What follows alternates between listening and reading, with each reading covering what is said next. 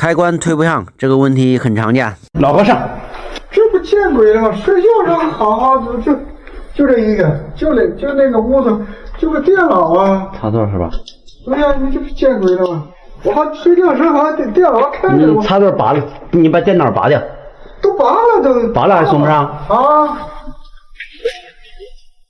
哎，这邪门了，我操！老和尚。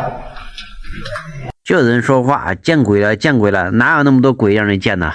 他这个什么问题哈？用的好好的，平白无故这个开关跳了，再推不上去了，下线拆掉，然后再推的话还是推不上去，很明显这个开关去球了哈。20安的哈，20安的你买个20安的漏电。这应该是咱们物业上，这还得这你们自己买，这都是自己买的。20安漏电单批。就行了是吧？对对对。睡觉就有问题了。电器东西嘛，你说坏都肯定哪有一辈子不坏的。买它。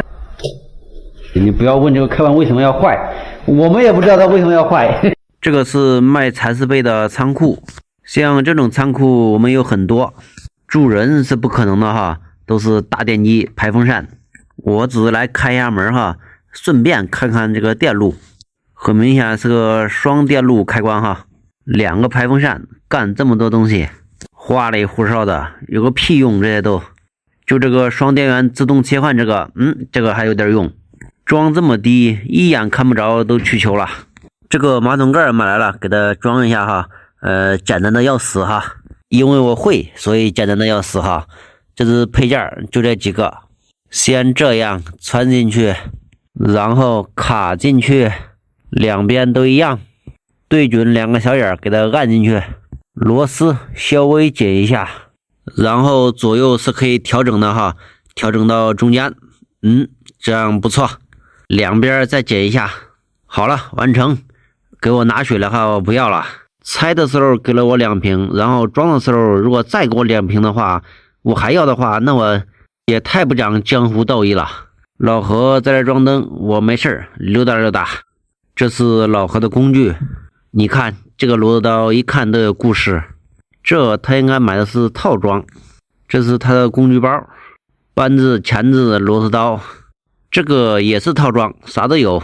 电工必须有万用表哈，这个应该是万用表，最多30块钱，轻不拉几的。用习惯了那种好的100-200的，这种便宜的都用不习惯了哈，功能少了很多。来吧，芝麻开灯。哎，这个活可把我麻烦死了。马桶一放水，然后呢滴漏都跑水，很明显堵了哈。它这个皮揣子不行，它这个是1楼哈，看看主管道堵了没有。